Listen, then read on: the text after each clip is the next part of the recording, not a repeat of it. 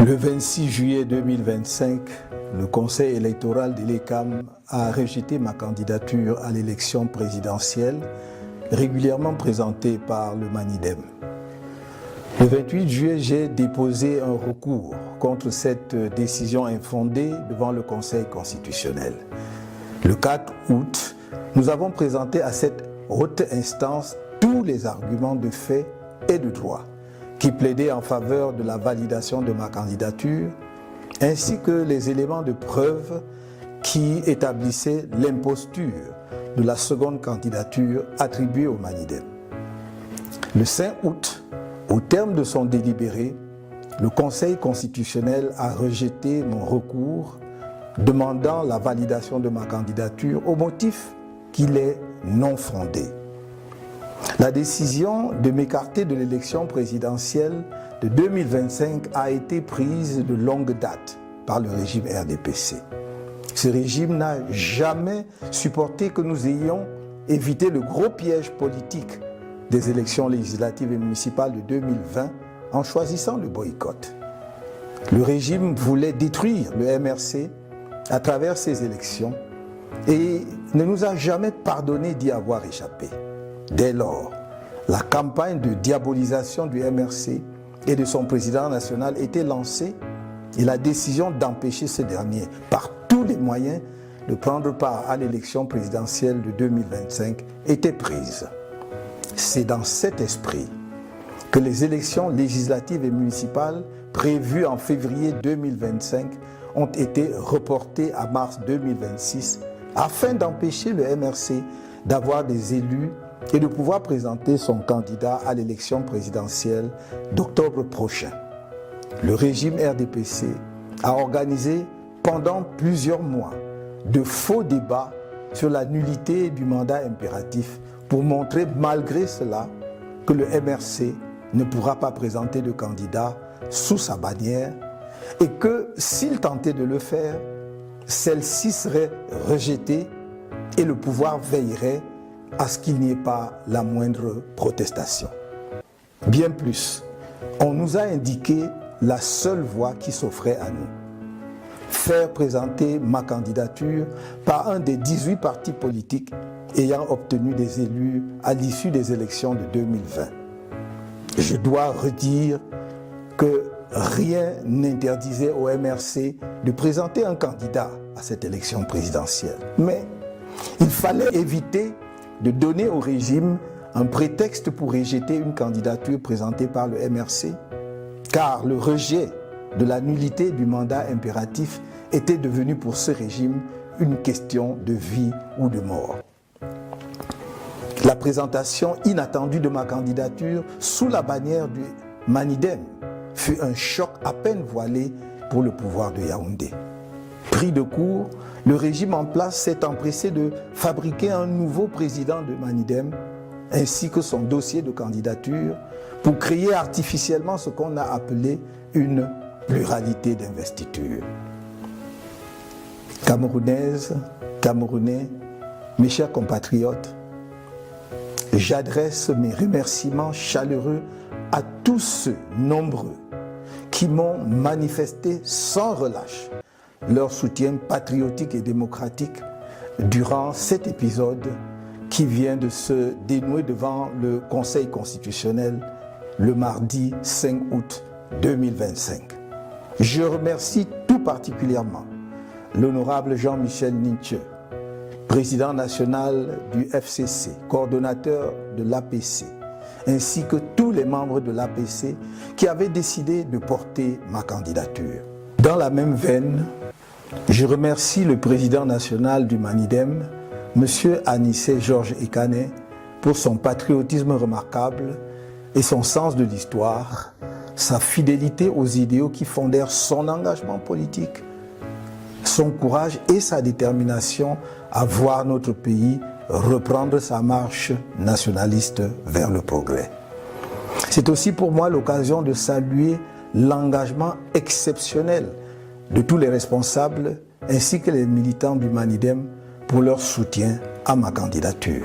J'exprime ma reconnaissance aux dirigeants et aux nombreux militants du MRC pour leur soutien indéfectible, leur engagement inébranlable et leur courage remarquable face aux multiples épreuves qui lui sont imposées au quotidien par un régime sans inspiration ni aucune vision pour le pays. Mes chers compatriotes, j'ai dit et répété que je ne vous trahirai pas. Et je ne vous ai pas trahi. En revanche, le Conseil constitutionnel, la justice et l'ECAM, le pouvoir en place à travers le ministère de l'administration territoriale notamment, qui a été de tous les mauvais coups contre nous, vous ont trahi sans état d'âme. La communauté internationale, notamment l'Organisation des Nations Unies, qui a signé une convention secrète avec l'ECAM le 9 mai 2025, prétendument pour garantir la transparence de l'élection présidentielle de 2025, vous a trahi. Cette communauté internationale, si prompte à se montrer aux côtés de la dictature qui écrase le peuple camerounais, ne s'est pas sentie concernée par le crime politique du régime RDPC contre notre peuple.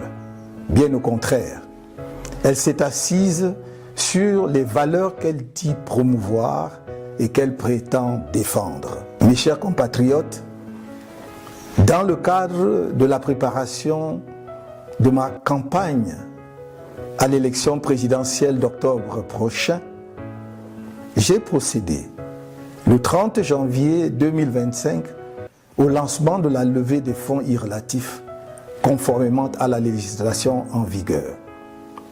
Suite au rejet de ma candidature, j'informe l'opinion publique que les contributions pour ma campagne à la dite élection sont désormais closes.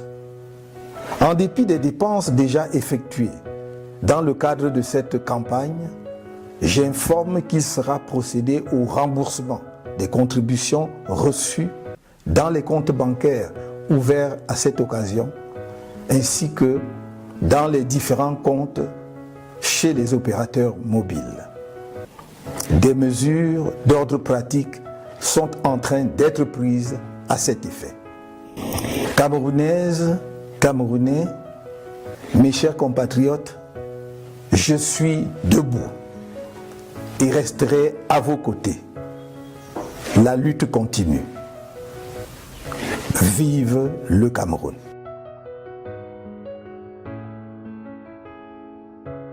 On 26 July 2025, the Electoral Council of ELECAM rejected my candidacy for the presidential election, which had been duly submitted by MANIDEM.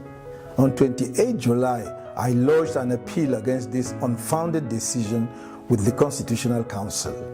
On 4th August, we presented this High Court with all the factual and legal arguments in favor of validating my candidacy, as well as the evidence establishing the imposture of the second candidacy attributed to MANIDEM. On 5th August, at the end of its deliberations, the Constitutional Council rejected my appeal for validation of my candidacy on the grounds that it was unfounded. The decision to exclude me from the 2025 presidential election was taken a long time ago by the CPDM regime. This regime never accepted the fact that we avoided the big political trap of the 2020 legislative and municipal elections by choosing the boycott. The regime wanted to destroy the CRM through these elections and never forgave us for escaping. From then on, the campaign to demonize the CRM and its national president was launched, and the decision was taken to prevent him by any means possible from taking part in the 2025 presidential election. It was with this in mind that the legislative and municipal elections scheduled for February 2025 were postponed until March 2026 in order to prevent the CRM from having any elected representatives and from being able to present its candidates in the presidential election next October. When it was discovered that the CRM had elected municipal representatives. The CPDM regime organized fake debates for several months on the nullity of the imperative mandate in order to show, in spite of this, that the CRM would not be able to present a candidate under its banner, and that if it tried to do so, it would be rejected and the authorities will ensure that there will be no protest whatsoever. What's more, we were told that the only option open to us was to have my candidacy put forward by one of the 18 political parties that has won seats in 2020 elections. I must repeat that nothing prevented the CRM from presenting a candidate for this presidential election, but we had to avoid giving the regime a pretext for rejecting a candidacy presented by the CRM, because rejecting the nullity of the imperative mandate had become a matter of life or death for this regime. The unexpected presentation of my candidacy under the Manidem banner came as a thinly veiled shock to those in power in Yaoundé. Taken by surprise, the regime in power rushed to create a new president of Manidem and his candidacy file to artificially create what was called a plurality of investiture. Cameroonians, my dear compatriots, I would like to extend my warmest thanks to the many people who have tirelessly shown me their patriotic and democratic support during this episode, which has just been resolved before the Constitutional Council on Tuesday, 5th August 2025. I would particularly like to thank the Honorable Jean-Michel Ninche, National Chairman of the FCC and the coordinator of the Political Alliance for Change, as well as the members of the Political Alliance for Change who decided to support my candidacy. In the same vein, I would like to thank the National President of Manidem, Mr. Anissé George Ekane, for his remarkable patriotism and sense of history, his loyalty to the ideals on which his political commitment was founded, his courage and determination to see our country resume its nationalist march towards progress. This is also an opportunity for me to salute the exceptional commitment of all the leaders and activists of Manidem for their support for my candidacy. I would like to express my gratitude to the leaders and many militants of the CRM for their unfailing support, their unwavering commitment, and their remarkable courage in the face of the many trials imposed on them on a daily basis by a regime that has no inspiration and no vision for the country. My dear compatriots, I have told you again and again, I will not betray you. And I have not betrayed you. On the other hand, the Constitutional Council, the judiciary, ELECAM, the powers that be, through the Ministry of Territorial Administration in particular, which has been involved in all the wrong moves against us, have betrayed you without a second thought. The international community, notably the UN, which signed a secret agreement with ELECAM on 9th May 2025, supposedly to guarantee the transparency of the 2025 presidential election, has betrayed you. This international community, so quick to stand by the dictatorship that is crushing the Cameroonian people, did not feel concerned by the CPDM regime's political crime against our people. On the contrary, it has sat on the values it claims to promote and defend. My dear compatriots, as part of the preparations for my campaign for the presidential election next October, on 30 January 2025, I launched the fundraising campaign in accordance with the legislation in vigor. Following the rejection of my candidacy, I would like to inform the public that contributions to my campaign for the forthcoming elections are now closed. Despite the expenses already incurred in connection with this campaign, I hereby inform you that the contributions received in the bank accounts open for this purpose and in the various accounts with mobile operators will be reimbursed. Practical measures are being taken to this regard. Cameroonians, my dear compatriots, I'm on my feet and will remain at your side. The struggle continues. Long live Cameroon.